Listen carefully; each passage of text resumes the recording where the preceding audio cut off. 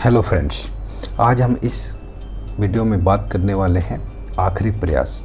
इस कहानी का शीर्षक है आखिरी प्रयास।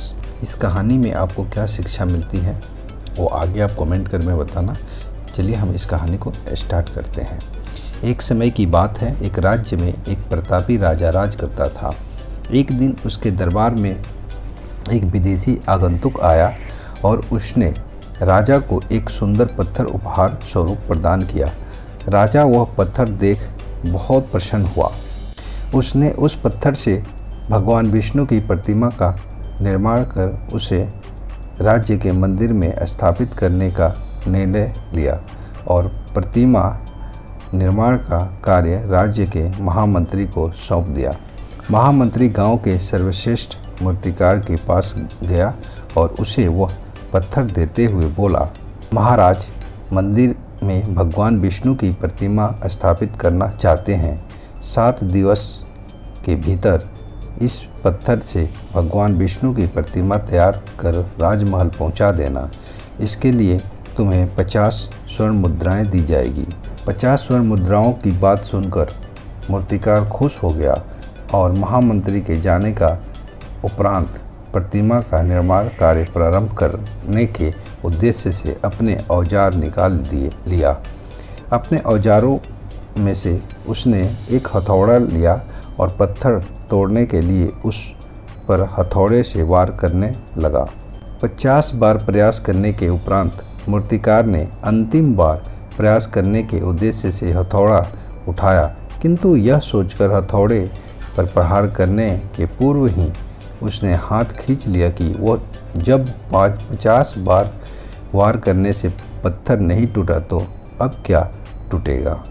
वह पत्थर लेकर वापस महामंत्री के पास गया और उसे यह कह वापस कर दिया कि इस पत्थर को तोड़ना नामुमकिन है, इसीलिए इससे भगवान विष्णु की प्रतिमा नहीं बन सकती।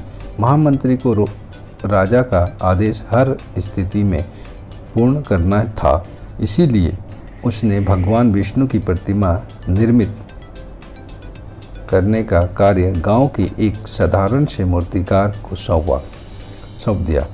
पत्थर लेकर मूर्तिकार ने महामंत्री के सामने ही उस पर हथौड़े से प्रहार किया और वह पत्थर एक बार में ही टूट गया।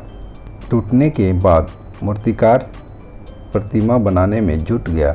इधर महामंत्री सोचने लगा कि काश पहले मूर्तिकार ने एक अंतिम प्रयास और किया होता तो सफल हो गया होता और 50 स्वर्ण मुद्राओं का हकदार बनता। मित्रों, हम भी अपने जीवन में ऐसी परिस्थितियों से 2-4 होते रहते हैं। कई बार किसी कार्य को करने के पूर्व या किसी समस्या के सामने आने पर उसका निराकरण करने के पूर्व ही हमारा आत्मविश्वास डगमगा जाता है और हम प्रयास किए बिना ही हार मान लेते हैं। कई बार हम 1-2 प्रयास में असफलता मिलने पर आगे प्रयास करना छोड़ देते हैं, जबकि हो सकता है कि कुछ प्रयास और करने पर कार्य पूर्ण हो जाता या समस्या का समाधान हो जाता। यदि जीवन में सफलता प्राप्त करनी है तो बार बार असफल होने पर भी तब तक प्रयास करना नहीं छोड़ना चाहिए जब तक सफलता नहीं मिल जाती। क्या पता जिस प्रयास को करने के पूर्व हम हाथ खींच ले वही हमारा अंतिम प्रयास हो और उसमें हमें कामयाबी प्राप्त हो जाए। तो दोस्तों, ये थी आखिरी प्रयास की एक सुंदर मोटिवेशनल कहानी।